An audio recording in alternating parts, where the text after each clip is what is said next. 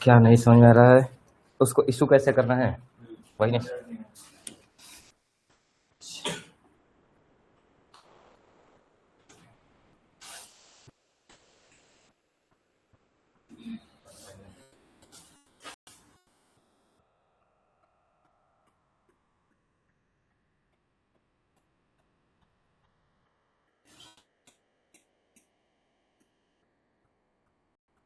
चलो क्वेश्चन क्या था जरा बोलते जाओ।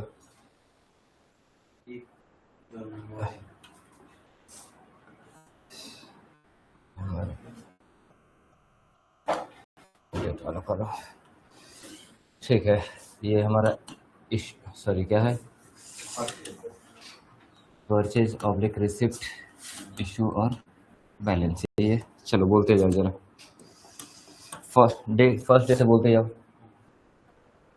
फर्स्ट डे से बोलते जाओ। फर्स्ट, ठीक है। जनवरी क्या है, ओपनिंग है क्या है? ठीक है, 2000 रेट 8 रुपये। टोटल कितना हो जाएगा? 16,000। बैलेंस में चला जाएगा 2000 किलो 8 रुपये के हिसाब से 16,000। ठीक, अगला है 10,000। 10,000 क्या है? 10,000 रिसिप्ट है।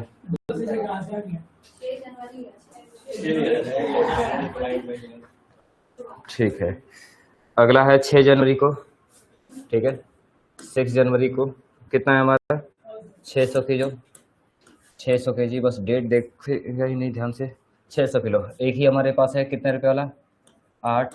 तो 4,800 रुपये का इशू हो जाएगा। कितना बच जाएगा? 1,400 किलो बच जाएगा। 2,000 में से 600 हो जाएगा। 8 वाला कितना हो जाएगा? 8,400। हाँ देखो, गुणा ही में होगा रहा है। 14 का गुणा तो नहीं, 8 बार कर दो।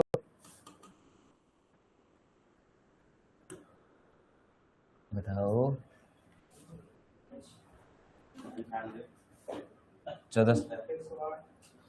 14 8 108। बहुत सही, देख लो भैया पहाड़ है में।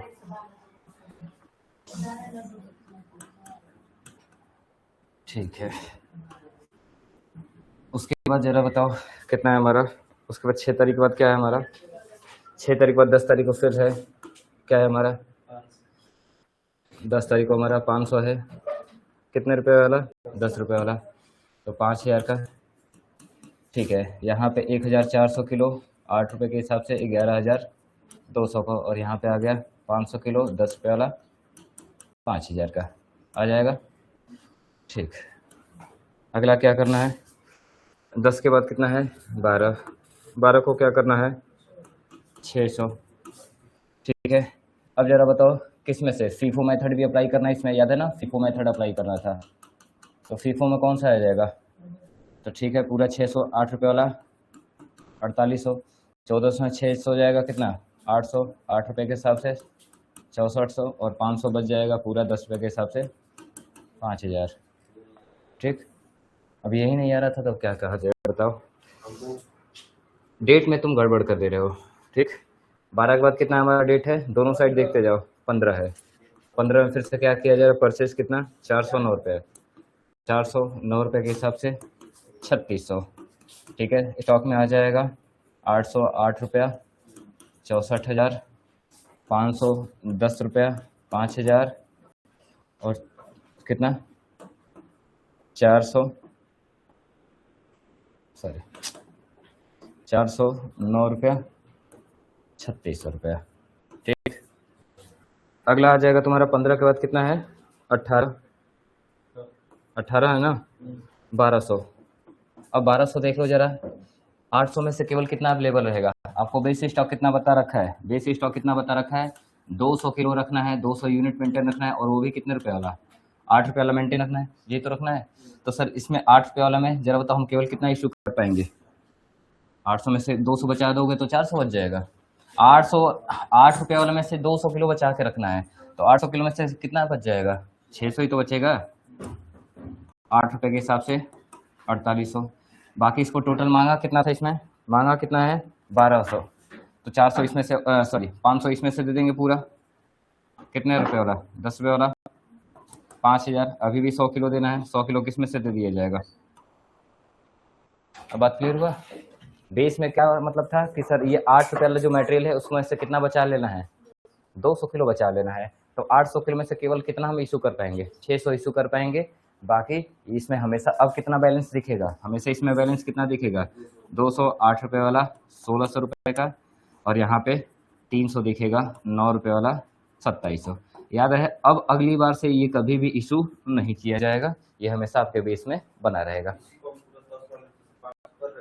हाँ हाँ, तो ये गड़बड़ था। बेस स्टॉक में आपको क्या करके रखना है कि जो बेस बोल दिया जाएगा उतना बचा के रखना है। अब अगली बार से केवल अवेलेबल कितना रहेगा, 9 रुपये वाला, ठीक है। ये इसके आगे जो भी मटेरियल आएगा, अभी ये 208 रुपये वाला यूज़ नहीं किया जाएगा, ठीक। चलो एक आ जाओ अब जरा एग्जाम के पॉइंट ऑफ व्यू से जो सबसे इम्पोर्टेंट होने वाला है, हेडिंग डाल दो जरा, एवरेज कॉस्ट प्राइस मेथड। हाँ तो कोई दिक्कत नहीं है, आप अलग अलग दिखाओ ना, आप अलग अलग दिखाओ। नहीं, इसके आगे कर लोगी ना, अभी इसके आगे तो कर ले जाओगे ना, बस यही तक बताना था कि ठीक है, इसको तो आप कर ले जाओगे, ठीक है। अब आ जाओ जरा एवरेज स्टॉक प्राइस मेथड के बारे में, ठीक है।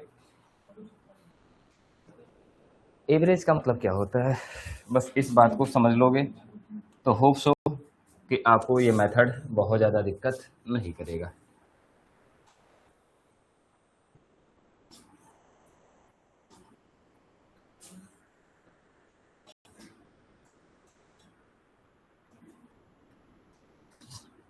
ठीक है,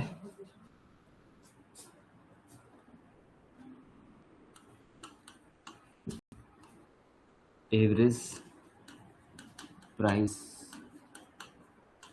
method, average stock price method लिखो, बल्कि एवरेज, हाँ वही एवरेज कॉस्ट लिखो या स्टॉक लिखो, प्राइस नहीं जी, एक ही कैसे हो जाएगा, कॉस्ट अलग है, ठीक है। चलो तुम एवरेज स्टॉक ही लिखो भाई, ठीक है तुम कॉस्ट ही लिखो। चलो हम इसको मिटा दे रहे हैं, बाद में समझाएंगे, ठीक। अभी ये लिखो,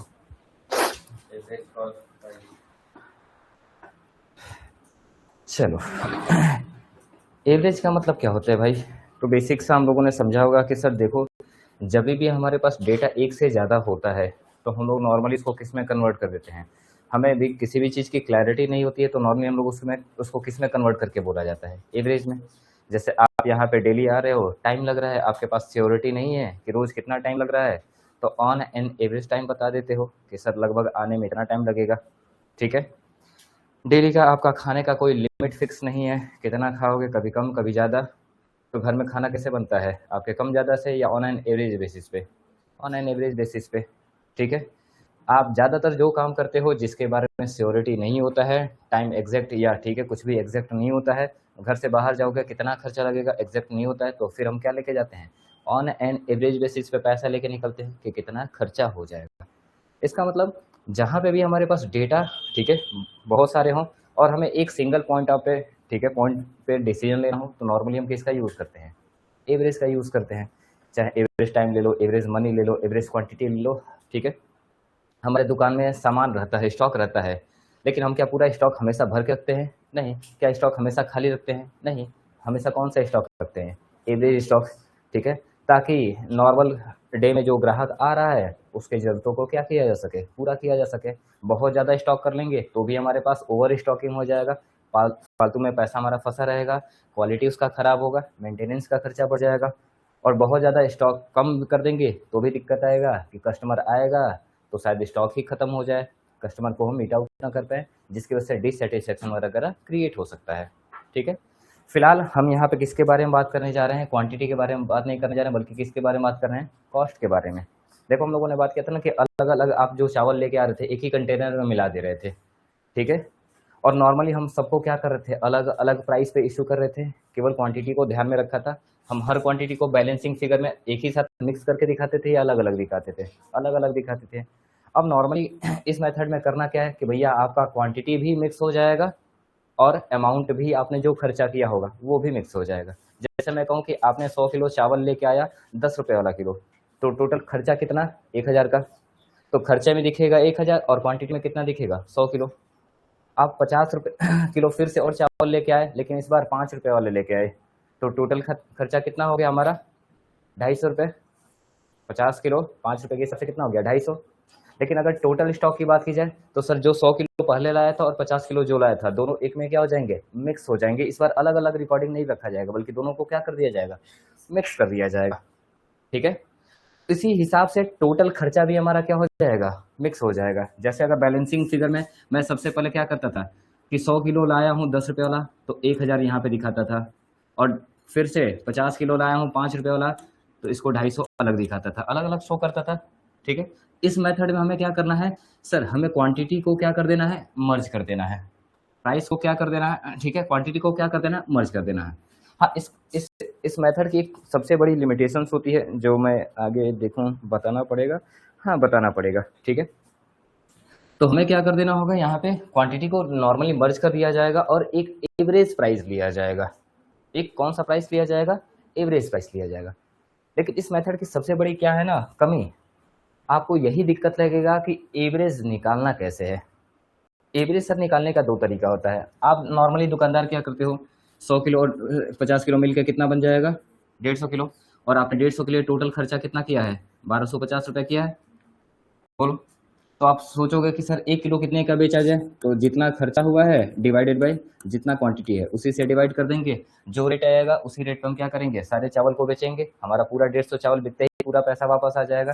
सपोज कर लो कितना आ जाएगा 15/8 120, ठीक है 15, ठीक है, मान के चलो 8.5 रुपये हम बेच रहे हैं, 8.5 रुपये पे बेच रहे हैं। इसका मतलब अगर हम 8.5 रुपये पर किलो बेचा जाए तो 150 किलो को बेच के हमारा टोटल कितना पैसा आ जाएगा 1250 रुपये आ जाएगा। तो कोई भी प्रॉफिट और कोई भी लॉस वाला सिचुएशन नहीं हो रहा है, हम नॉर्मली प्रॉफिट और लॉस के बारे में बात ही नहीं कर रहे हैं। ठीक है, तो बोला गया कि नॉर्मली एक शॉपकीपर क्या करता है कि जो भी सामान ला के मिलाता है, ठीक है, उसमें अलग अलग अगर प्राइस मिक्स हो जाता है तो वो एक नया प्राइस बनाता है, और वो नया प्राइस कैसे बनता है, एवरेज से बनता है। ठीक है, ये जो मेथड सीखने वाले हैं ये हमारा एवरेज नहीं होने वाला बल्कि वेटेज एवरेज होगा। ठीक है, अभी जो हम क्या करने जा रहे हैं, एवरेज मेथड सीखने जा रहे हैं। इसमें एक सबसे बड़ा कंफ्यूजन ये है कि सर क्वांटिटी तो मर्ज हो जाएगा, ठीक है, क्वांटिटी तो मर्ज हो जाएगा, ये प्राइस भी मर्ज हो जाएगा, लेकिन ये जो प्राइस इशू करने वाले हैं वो कैसे डिसाइड होगा, उसको जरा मैं डायरेक्ट क्वेश्चन से दिखाऊं तो ज़्यादा बेहतर लगेगा। ऐसे थोड़ा सा कंफ्यूजन हो जाएगा और आप फील करोगे जैसे इस मेथड को लगाओगे तो आपको थोड़ा सा दिक्कत महसूस होगा, और वही दिक्कत एवरेज कॉस्ट को बार बार आपको छोड़ने पे मजबूर करेगा, और हम बार बार किस पे जाएंगे, वेटेज एवरेज पे जाएंगे। और इसीलिए आपको लास्ट में बता भी रखा था कि अगर कोई भी मेथड क्लियर ना हो तो हम दो मेथड को फॉलो करते हैं। कौन कौन से, एक तो फीफो मेथड और दूसरा वेटेज एवरेज मेथड को फॉलो किया जाता है। ठीक है, दो हमारे बेस्ट ICA ने आपको क्या कर रखा है, दो बेस्ट मेथड को इशू कर रखा है कि अगर आपको कुछ भी ना पता हो तो या तो फीफो यूज़ करना या वेटेज एवरेज प्रॉफिट यूज़ करना। ठीक है, बाकी सारे मेथड्स ठीक है केवल आपके जानने के लिए हैं, ज़्यादातर ये ICAI द्वारा परमिसेबल नहीं है। लिफो तो बिल्कुल ही परमिसेबल नहीं है, ठीक है, इंडिया में, लेकिन फिर भी हम मेथड का वैल्यूएशन सीखते हैं क्योंकि हमारे पास वो एक टेक्निक है, मेथड है। ठीक, तो आइए जरा सीधे क्वेश्चन पे चलते हैं और क्वेश्चन के थ्रू इसको समझने की कोशिश करते हैं कि आखिर में क्या चाह रहा है और एवरेज कॉस्ट कैसे यूज़ किया जाएगा। ठीक, डिटेल बुक है आप सबके पास, लिख लीजिए जरा, बुक नहीं है तो लिख लीजिए डेटा जरा। अरे लिखो, डेटा अपने लिए नहीं बोला जा रहा है, ठीक है, लिख लो रिसिप्ट में और इशू, वही फिर से दो अपना साइड बनाइए, रिसिप्ट और इशू। ठीक, बुक्स अभी भी कुछ लोगों के पास नहीं दिख रहा है,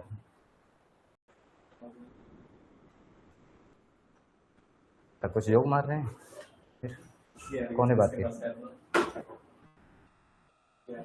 तो तुम शर्म खा जाओ, कम से कम ले ले कि हंसे ना कोई हमारे ऊपर।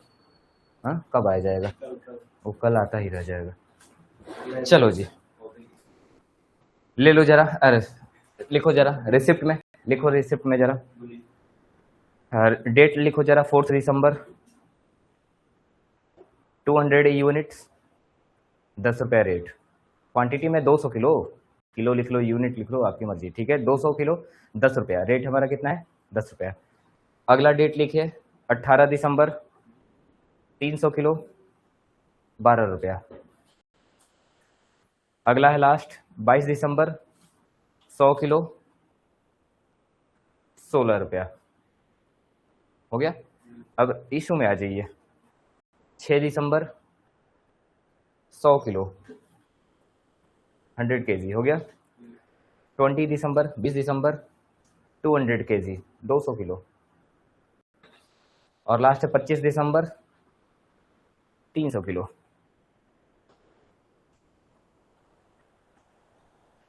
ठीक है, इतना आ गया है। चलो इस क्वेश्चन को जरा शुरू किया जाए। क्वेश्चन बोलिए जरा हमारा। डेट, ये परचेज ऑब्लिक रिसिप्ट, ये इशू और ये बैलेंस। ठीक, डेट हमारा कौन सा है, मंथ कितना है हमारा, दिसंबर है। चलिए पहला डेट बोलिए जरा, सबसे पहला डेट कौन सा है दोनों में, 4 दिसंबर। चलिए 4 दिसंबर को क्या किया जा रहा है, परचेज 200, रिसिप्ट के कितना 10 रुपया, यानी टोटल क्वांटिटी 2000 रुपये। सर हमारे पास एक ही क्वालिटी है तो 210 रुपये के हिसाब से 2000 रुपये को स्टॉक में बैलेंस में रख लिया जाएगा। याद है ना, quantity rate per unit amount, quantity rate, ठीक है, रेट पर यूनिट और ये amount, quantity rate per unit amount. चलिए अगला बोलिए, 4 दिसंबर के बाद 6 दिसंबर, तो 6 दिसंबर को क्या हो रहा है, इशू हो रहा है कितना। अब आप बताओ सर, आपके पास एक ही डेटा है तो क्या जब डेटा एक ही हो तो एवरेज करने की जरूरत पड़ती है या उसका एवरेज भी सेम आता है। रितो 200 किलो 10 रुपये वाला आपके पास स्टॉक में है, ठीक है, आपके पास एक ही स्टॉक है तो सीधी सी बात है जो भी यूज करोगे उसका प्राइस कितना रखोगे, जो भी सामान बेचोगे सर वो पर यूनिट कितना आया होगा, 10 रुपये ही आया होगा। तो सर उसको इशू भी कितने पे करेंगे, 10 रुपये में करेंगे, 10 रुपये। टोटल खर्चा कितना 1000, बैलेंस कितना बचेगा 100 यूनिट 10 रुपया 1000 के हिसाब से। इसमें कहीं कोई दिक्कत नहीं। अगला जरा बताइए, अगला बताइए 6 के बाद 18 18। चलिए बताइए क्या है, कितना 300, कितने रुपया 12 रुपया, तो 3600 रुपये।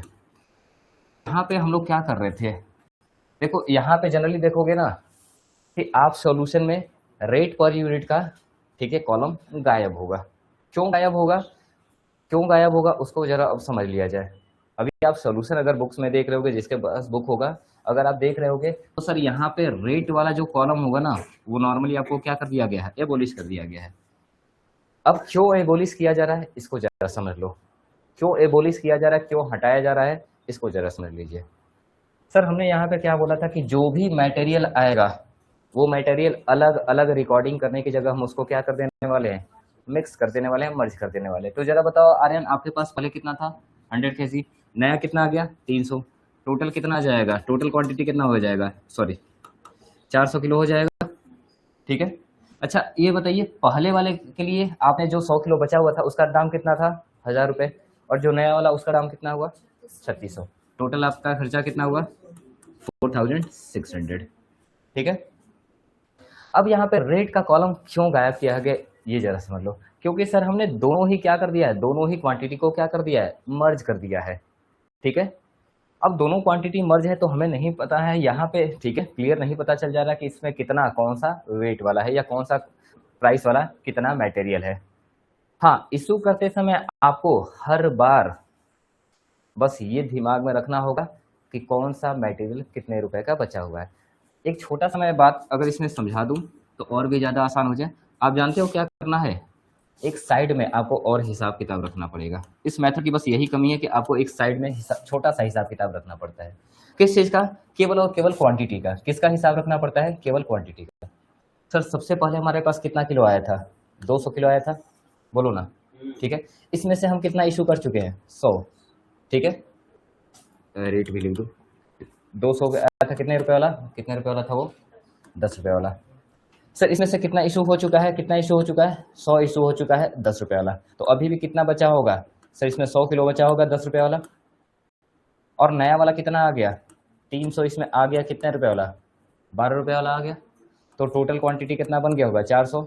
लेकिन सर इसमें ध्यान रहे 400 में दोनों ही अमाउंट है, ये 10 वाला 100 किलो है और 300 वाला क्या है, 300 वाला इसमें भी 400 में मिला हुआ है, मिला हुआ है। यानी ये जो 400 किलो आपको दिख रहा है इसमें दो तरह के क्वांटिटी हैं, 100 किलो 10 वाला और 12 रुपये वाला 300 किलो। ठीक है, यहाँ पे एवरेज प्राइस न शो करने का केवल इतना सा पर्पज है कि सर जब इसको हम इशू करने जाएंगे तो हमें एक नया एवरेज प्राइस डिसाइड करना पड़ेगा, और जो केवल और केवल किससे मिलके बनेगा, पास्ट में जितने भी प्राइस बचे हुए होंगे उन सब का एवरेज निकाल के। एवरेज कैसे निकाला जाता है? एवरेज कैसे निकाला जाता है? एवरेज कैसे निकालते हो? सबको जोड़ के जितने नंबर से होता है डिवाइड कर लेते हैं। जैसे मैं कहूँ कि आप घर से आए हो, कभी 25 मिनट लगा है, कभी 30 मिनट लगा है, कभी 35 मिनट लगा है। ठीक है, तो आप एवरेज कैसे निकालते हो? सर सबको जोड़ के कितने नंबर्स को जोड़ा है? 3, 3 से डिवाइड कर देते हो। ठीक है, नहीं समझ में आया? आपके हाथ में 25 चॉकलेट है, बगल के वाले के में हाथ में 30, एक के हाथ में 35 है, टोटल कितने बच्चे हैं? 3। सबको बोला गया कि इक्वली दो। इक्वली देने का मतलब क्या है? ऑन एंड एवरेज बराबर होना चाहिए। तो क्या करोगे, सबके हाथ से चॉकलेट छीनोगे और टोटल कर लोगे। तो टोटल कितना आ गया? 90 चॉकलेट। कितने बच्चे हैं? 3, तीनों से डिवाइड कर दोगे तो एवरेज आएगा कितना? 30। तो एवरेज निकालने का तरीका क्या है? Sum of all number divided by number. ठीक है, कितने यूनिट्स को हम ऐड कर रहे हैं, ये तो बहुत पहले से सीखा है आपने। यही आपके पास एवरेज टाइम निकालना था तो सर 3 तरह का टाइम था, तीनों को जोड़ दिया, 3 से डिवाइड कर दिया। अगर 4 टाइम होता तो चारों को जोड़ते, 4 से डिवाइड कर लेते। 5 टाइम होता तो पांचों को जोड़ते, 5 से डिवाइड कर लेते। बात क्लियर है? ठीक है, यहाँ पे जब देखो अगर एवरेज मुझे प्राइस निकालना होगा, मुझे एवरेज प्राइस निकालना होगा, तो आप बताओ पास्ट में आपके पास ये जो 400 किलो बचा हुआ है ना, इसमें कौन कौन सा प्राइस शामिल है? जरा बताओगे कौन कौन सा प्राइस शामिल है? सर इसमें 10 वाला भी शामिल है, इसमें 12 वाला भी शामिल है। तो आप इसी 10 और 12 का आप क्या करोगे? एवरेज निकालोगे। और कितने आइटम को जोड़ा है? 2, तो कितने से डिवाइड हो जाएगा? 2। तो कितना आ जाएगा आपका एवरेज प्राइस? कितना आ जाएगा? 11 रुपये। बात क्लियर है? यहाँ पे केवल और केवल किसका एवरेज निकाला जाएगा? एवरेज जो भी निकाला जाएगा वो किसकी हेल्प से निकाला जाएगा? आपके गोदाम में जो भी टोटल क्वांटिटी बचा हुआ है उसमें कौन कौन सा प्राइस मिक्स है, इस बात से हम क्या निकालेंगे? एवरेज प्राइस निकालेंगे। और इस मेथड की सबसे बड़ी यही कमी है कि आपको साइड में, ठीक है, अगर भाई हमें प्राइस याद ही रखना था तो अलग अलग क्यों नहीं रख देते? फिर फालतू में मिक्स करने का लोचा ही क्यों लिया गया? अलग अलग रख देते, बड़े आसानी से पता चल जाता कि हाँ यहाँ पे 100 किलो 10 रुपये वाला है और 300 किलो क्या है? 12 रुपये वाला है, आसानी से पता चल जाता है। लेकिन इस मेथड में पता नहीं क्या सोच के ऐसा बनाया गया है कि आपको क्या कर देना है? क्वांटिटी मिक्स कर देना है, अमाउंट मिक्स कर देना है। और आपको बगल में याद रखना पड़ेगा कि आपने जो ये 400 किलो यहाँ पे लिख रखा है, 4,600 रुपये का खर्चा हुआ है, इसमें कौन कौन सा प्राइस इंक्लूडेड है। बस इस मेथड की यही सबसे बड़ी कमी है और बार बार आपको परेशान करेगा। चलो आओ जरा, अगला डेट हमारा क्या है? अगला डेट हमारा क्या है? कितना है? 20। क्या किया जा रहा है? 200 इशू किया जा रहा है। अब सर देखो 400 में से हम 200 किलो देने जाएंगे, ठीक है, लेकिन हमारे पास रेट अवेलेबल ही नहीं है कि किस रेट पे दिया जाए। तो मैंने बोला ना आपको साइड में याद रखना पड़ेगा कि ये जो 400 किलो में से हम 200 किलो देने जा रहे हैं ना, इस 400 किलो में कौन कौन सा, ठीक है, प्राइस वाला चावल शामिल है। तो आपको साइड में याद है, यहाँ पे आपने वर्किंग नोट बना रखा है कि इसमें 10 रुपये वाला भी शामिल है और 12 रुपये वाला भी शामिल है। कोई फर्क नहीं पड़ता कितना किलो है, इससे कोई फर्क नहीं पड़ता। इस 400 किलो को बनाने में कौन कौन से प्राइस शामिल है? 10 वाला कुछ शामिल है और कुछ 12 वाला। इन्हीं दोनों का आप क्या कर दोगे? एवरेज निकाल दोगे। और एवरेज प्राइस कितना आया? 11 रुपये। तो आप इस 200 किलो को किस रुपए से इशू करोगे? 11 रुपये के हिसाब से कितना हो जाएगा? 2200 रुपये। सर 400 में से 200 चला गया तो कितना बचा होगा? 200 किलो। 4600 में से 2200 का खर्चा निकल गया तो और कितना बचा होगा? 2400 रुपये। 2400 रुपये बचेगा।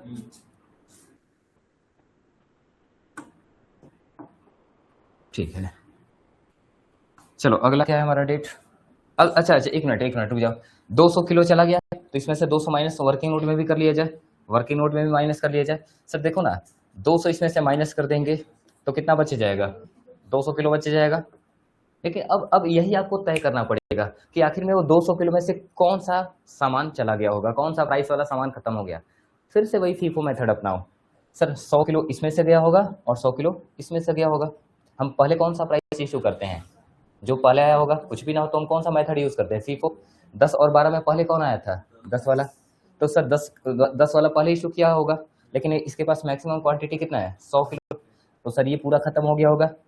100 किलो इसमें से भी दिया होगा, लेकिन कहने का मतलब ये 200 किलो बचा है तो इसमें 10 वाला बचा है या केवल 12 वाला? केवल 12 वाला। हाँ वो पैसे की मैंने बात ही नहीं करा, पैसा मैंने कहीं लिखा ही नहीं है। पैसा तो चला ही गया है, पैसा तो हमने यहाँ पे लिख ही दिया है। मैं केवल किसके बारे में, देखो ध्यान यहाँ पे दो ही चीज पे ध्यान देना है, एक तो क्वांटिटी कितना बच रहा है और दूसरा कितने रुपए वाला बच रहा है। मैं फिर से एक बार, चलो वापस से जिसको कंफ्यूजन हो रहा है मैं फिर से वापस से एक बार आ जा रहा हूँ एवरेज कॉस्ट मेथड पे। ठीक, सबसे पहले आपने क्या किया, मटेरियल परचेज किया 200 किलो, 10 रुपये के हिसाब से 2000 रुपये का खर्चा। बैलेंस में कितना दिखेगा, एक ही तरह का मटेरियल है 210 रुपये वाला। ठीक है सर, यहाँ पे हम रेट नहीं लिखेंगे, 200 और टोटल खर्चा कितना है 2000 रुपये। हम यहाँ पे दो ही चीज़ की रिकॉर्डिंग करेंगे, बैलेंस में क्वांटिटी और कितना खर्चा किया, और वर्किंग नोट में लिख देंगे कि हमारे पास अभी तक का कितना सामान बचा है, मतलब बैलेंस में कितना है 200 किलो और उसका रेट कितना है 10 रुपये वाला। बात क्लियर है? साइड में इसको वर्किंग नोट में लिखते जाएंगे, तभी ये चीज़ हम इस सोल्यूशन को कर भी पाएंगे। अगले डेट को क्या किया जा रहा है, इशू किया जा रहा है। अगले डेट को इशू किया जा रहा है। सर इशू करेंगे तो आपको अपने स्टॉक में से इशू करना पड़ेगा। स्टॉक में जरा बताओ कितने तरह का मटेरियल है, कितने कितने प्राइस वाला वैरायटी है। सर एक ही प्राइस वाला वैरायटी है, कौन सा 10 रुपये वाला, एक ही वैरायटी है ना 10 रुपये वाला, और उसके पास टोटल क्वांटिटी कितना है 200 किलो। तो सर 100 किलो हमें इशू करना है, तो 200 किलो में से 100 किलो चला जाएगा, यानी अभी भी इसमें से 100 किलो वाला 100 किलो बचा होगा, कितने रुपए वाला 10 रुपये वाला। तो सर हमने यहाँ पे बैलेंस लिख दिया कि 100 किलो बचा है 10 रुपये वाला। ठीक, अच्छा अगले डेट को फिर से हमने 300 किलो लेके आए, लेकिन इस बार 12 रुपये वाला वेरायटी लेके आए हैं, तो टोटल कितना खर्चा होगा 3600। सर हमें चावल को अलग अलग नहीं रखना है, ठीक है, चावल एक ही क्वालिटी का है, बस उसका रेट अलग अलग हो जा रहा है। तो पहले 100 किलो था और 300 किलो नया वाला आ गया, टोटल कितना क्वांटिटी हो गया 400 किलो। लेकिन सर इस 400 किलो में दो तरह का प्राइस शामिल है ना, एक 10 वाला और एक नया ऐड हो गया कितना 12 वाला। ठीक है, तो अब यहाँ पे रिकॉर्ड कर लो कि टोटल क्वांटिटी कितना हो गया 400, लेकिन यहाँ पे दो तरह का प्राइस मिक्स है, कुछ 10 वाला है कुछ 12 वाला है। बस इसको याद रखो कि हमारे पास इसमें 10 वाला भी है और 12 वाला भी है। ठीक है, और यही प्राइस आपको आगे किस में हेल्प करेगा, एवरेज निकालने में, कि कितने एवरेज पे आप उसको सेल करोगे। पिछली बार एक ही था तो एक का हमने एवरेज नहीं निकाला था, क्योंकि एक का एवरेज भी एक ही होता है। 10 चॉकलेट है एक बच्चे में बांटना है तो 10 ही तो आएगा, 50 चॉकलेट है एक बच्चे में बांटना है 50 ही तो आएगा एवरेज। तो उस एक में कभी एवरेज निकालने की रिक्वायरमेंट नहीं होती है। इसीलिए सर पिछली बार जब हमने 200 में से, ठीक है 200 किलो में से 100 किलो निकाला था, तो रेट भी हमने डायरेक्ट कितना लिख दिया था 10 रुपये वाला, क्योंकि एक ही आइटम था, उसमें एवरेज निकालने की रिक्वायरमेंट नहीं थी। लेकिन अब यहाँ पे याद है 400 किलो हमारे गोदाम में भरा पड़ा है, ठीक है, लेकिन इसमें दो तरह का मटेरियल है, एक 10 रुपये वाला और एक 12 रुपये वाला। कितना किलो इससे कोई फर्क नहीं पड़ता, इसमें दो तरह का प्राइस शामिल है, एक 10 वाला और एक 12 वाला। बात क्लियर? सर 18 को हम उसमें से, सॉरी 18 को तो हो गया, फिर 20 को हम क्या कर रहे हैं उसमें इशू करने जा रहे हैं, कितना किलो 200 किलो। अब बात आती है कि सर किस प्राइस पे इशू किया जाए। सर 400 में से ही तो 200 जा रहा होगा, बिल्कुल जा रहा होगा, लेकिन इसको किस प्राइस पे इशू किया जाए। तो हमारा मेथड कौन सा है, एवरेज। कौन सा मेथड है, एवरेज कॉस्ट। इसका पूरा नाम क्या है, एवरेज कॉस्ट। यानी हम कॉस्ट का क्या लेंगे, कॉस्ट का क्या लेंगे, एवरेज लेंगे। तो सर हमारे पास दो तरह का कॉस्ट था, एक 10 वाला और एक 12 वाला, दोनों को जोड़ दिया जाएगा और 2 से डिवाइड कर दिया जाएगा, तो कितना आ जाएगा 11 रुपये। यानी 10 रुपये और 12 रुपये को जोड़ के एवरेज में कन्वर्ट किया जाएगा तो कितना आ जाएगा 11 रुपये। यानी हम जो 200 किलो इशू करने वाले हैं उसका रेट कितना होगा 11 रुपया, और टोटल अमाउंट कितना रिकवर हो जाएगा 2200 रुपया। अब आप बताओ 400 किलो में से 200 किलो चला गया तो कितना बचेगा, 200 किलो बचेगा। बोलो, आपने टोटल 400 किलो के लिए खर्चा कितना किया था 4600, आपने कस्टमर से वसूल लिया 2200, तो और कितना वसूलना बाकी है 2400 वसूलना बाकी है। बोलो पक्का? लेकिन हम यहाँ पे वर्किंग नोट में आते हैं, सर 400 में से 200 किलो चला गया तो 200 बचे जाएगा, लेकिन हम ये जानना चाहते हैं कि जो 200 हमने उसको सेल किया है ना, जो 200 इशू किया है, आखिर उसमें कौन कौन सा सामान चला गया होगा। सर कौन सा मेथड अप्लाई कर लेते हैं हमेशा, सीफो। जो पहले आया होगा उसी को पहले हमने बेचा भी होगा, नॉर्मली यही दुकानदार करता है, जो सामान पुराना होता है उसी को पहले सेल करता है। कुछ चीज़ों को छोड़ दिया जाए तो हमेशा पुराना स्टॉक पहले सेल किया जाता है, नया स्टॉक बाद में सेल किया जाता है। ठीक, तो जरा बताओ आपके पास ये 400 किलो जो बना था इसमें कौन कौन सा सामान था, 100 किलो 10 वाला और 300 किलो 12 वाला था। सर इसमें से हमने 200 बेचा है ना 400 में से, तो जरा बताओ सबसे पहले कौन सा दिया होगा, 100 किलो 10 वाला दिया होगा। बोलो ना, 10 वाला ही तो दिया होगा सबसे पहले। पुराना प्राइस कौन सा था 10 वाला, लेकिन उसके पास मैक्सिमम क्वांटिटी कितना है, उस बोरी में सामान कितना है 100 किलो, जबकि कस्टमर को देना कितना है 200। तो सर इसको तो देकर पूरा खत्म कर दिया जाएगा, और भी 100 किलो देना होगा। 200 किलो कहाँ से दिया गया होगा, इस 300 वाले में से दिया गया होगा, ठीक है, इसमें से 100 किलो चला गया, तब कितना बचा होगा 200। सर 10 रुपये वाला प्राइस तो पूरा खत्म हो गया। अब ये जो 200 किलो बचा है वो कितने रुपये वाला बचा है? 12 रुपये वाला बचा है। बोलो, इतनी बात क्लियर? ठीक है, अगला अगला डेट बताओ जरा, 20 के बाद बताओ डेट। 22 क्या किया जा रहा है? कितना? 100 कित रेट 16 रुपया। तो टोटल खर्चा कितना हो गया? 1600। दुकानदार क्या बोलेगा कि देखो 200 किलो पहले मेरे पास था, 100 किलो और आ गया, टोटल कितना हो गया? 300। पहले वाले में खर्चा कितना हुआ था? 2400, और नए वाले में खर्चा 1600, यानी टोटल 300 को मुझे कितने में बेचना है? कम से कम 4000 में तो बेचना ही है। ये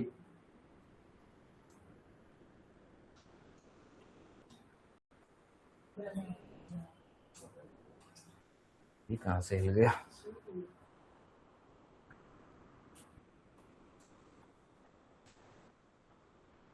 इसको भी कभी कभी भूत पकड़ लेता है क्या?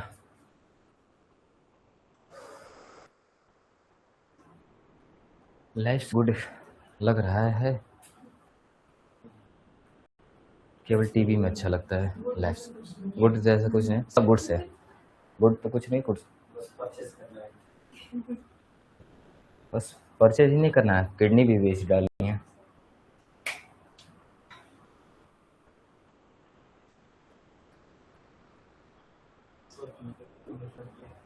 हाँ जी, क्या चीज़? नहीं, मैं इतना पता है कि ऐसे ही करना होता है। ये इतने भी नहीं गए गुजरे हैं। ठीक है, तो जरा बताओ हमारा डेट कितना था? 22। ठीक है, इशू कितना था? परचेज कितना? 100, 16 वाला 1600।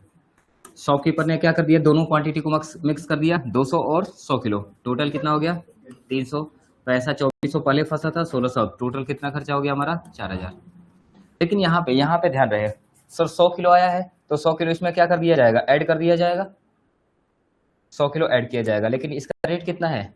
16 वाला। यानी ये जो टोटल 300 किलो बन रहा है, इसमें दो तरह का प्राइस है। कौन कौन सा है? कुछ 12 वाला है और कुछ 16 वाला है। बात क्लियर है रितु? इधर देख लो, ये 300 किलो जो बचा है इसमें दो तरह का प्राइस है, 12 वाला और एक 16 वाला। यानी अगली बार जब एवरेज प्राइस निकाला जाएगा तो किसको किसको लिया जाएगा? ये 10 वाले को या 12 और 16 को? 12 और 16 को। तो अगली बार अगला डेट बताओ जब इशू किया गया है। 25 को। कितना इशू किया जा रहा है? 300। लो, तो 300 पूरा इशू कर दिया जाएगा। लेकिन क्या सर पूरा 4000 रुपये पे? नहीं। जरा बताओ कौन सा प्राइस लिया जाएगा, 12, 16 या दोनों का एवरेज? तो सर एवरेज निकालेंगे तो कितना हो जाएगा? 12 + 16 / 2 कितना हो जाएगा? 14। तो 14 कितना हो जाएगा? 4200। सर खर्चा किया था 4000, आ गया कितना? 4200। अब इस मेथड की सबसे बड़ी कमी यही है। यहीं पे काम समाप्त हो गया होगा। ठीक है, क्या और भी है क्या? कितना है? अच्छा, क्लोजिंग के बारे में बात किया जाए। हाँ ठीक है, नॉर्मली हमारा मंथ एंड क्या होता है? मंथ एंड हमारा क्या होता है? कौन सा महीना है? दिसंबर। 31 दिसंबर। क्लोजिंग स्टॉक निकाल लो, क्लोजिंग स्टॉक वहीं पे आप लिख लो, क्लोजिंग स्टॉक। अब यहाँ पे देख लो इस मेथड की सबसे बड़ी कमी क्या है कि सर हमने खर्चा कितना किया था? 4000 रुपये का। 300 किलो के लिए 4000 खर्चा किया था, लेकिन जब इशू किया तो उसको कितने पे इशू कर दिया? 4200। 200 रुपये आपको ज़्यादा रिकवरी दिख रहा होगा। सर हमने यहाँ पे बोला था कि प्रॉफिट को इग्नोर ही करना है, क्योंकि हम अपने ही डिपार्टमेंट को ट्रांसफर करने वाले हैं, इशू करने वाले। मार्केट में तो सेल नहीं करें कि प्रॉफिट कमाए। तो बोला गया है जो 200 कभी भी कम या ज़्यादा आएगा। कई बार देखोगे कि हमने यहाँ पे 4000 का खर्चा किया है और इशू किया तो यहाँ पे केवल 3600 आ गया, तो 400 पता चलेगा उल्टा कम पड़ गया। तो जो भी कम या ज़्यादा आए उसको हमेशा हम कहाँ पे ट्रांसफ़र कर देंगे? आपको ही पता है कि वो ट्रांसफ़र कहाँ पे हो जाता है। जो कुछ भी प्रॉफिट या लॉस हो वो कहाँ पे ट्रांसफ़र हो जाता है? कहाँ पे ट्रांसफ़र हो जाता है? प्रॉफिट एंड लॉस में। कितना हो जाएगा? आप यहाँ पे लिख दो, यहाँ पे लिख दो, कहीं पे भी लिख दो, कोई फ़र्क नहीं पड़ता है, 200। बस इसको क्लोज कर देना डबल लाइन से। टोटल ऐड करना है करिए, टोटल नहीं करना है मत करिए। टोटल की इसमें खास रिक्वायरमेंट होती नहीं है। ठीक, वो आपको प्रॉफिट एंड लॉस निकालने के लिए समझा के बैलेंस करके दिखा रखा है। ठीक है,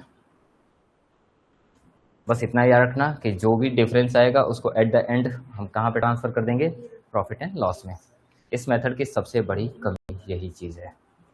एक तो हमें क्या रखना है? हमें साइड में वर्किंग नोट बना के रखना है और बार बार ये दिमाग में रहे कि कौन सा स्टॉक गया, किसका प्राइस बचा हुआ है, ताकि हम उस उसको क्या करेंगे, आगे हेल्प लेंगे उसी से क्या निकालने के लिए, एवरेज प्राइस निकालने के लिए।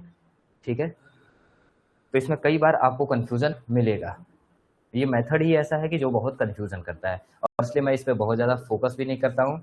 हमारा अगला जो मेन फोकस बनेगा वो किस पे बनेगा, इस पे नहीं बल्कि वेटेज एवरेज पे, और जो हर एक दुकानदार यूज़ करता है नॉर्मली। ठीक है, हर एक शॉपकीपर नॉर्मली यूज़ करता है। हाँ सोनम, आपका कुछ क्वेरी है, बताइए।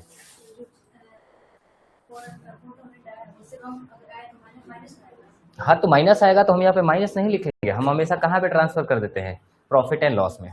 ठीक है, आपको माइनस दिखाना होगा, इतना ही शौक है तो ब्रैकेट में डाल देना बस।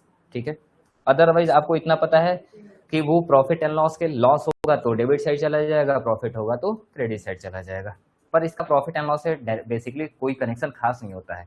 हम कॉस्टिंग का भी एक पीएल अकाउंट बनाते हैं, ठीक है, तो वहाँ पे एडजस्टमेंट के लिए इसको ट्रांसफर कर दिया जाता है, क्योंकि याद रहे हम यहाँ पे स्टॉक किसी को सेल नहीं कर रहे हैं, अपने ही डिपार्टमेंट को क्या किया जा रहा है, इशू किया जा रहा है, इसलिए इसमें प्रॉफिट और लॉस की कोई बात ही नहीं होती है। ठीक है।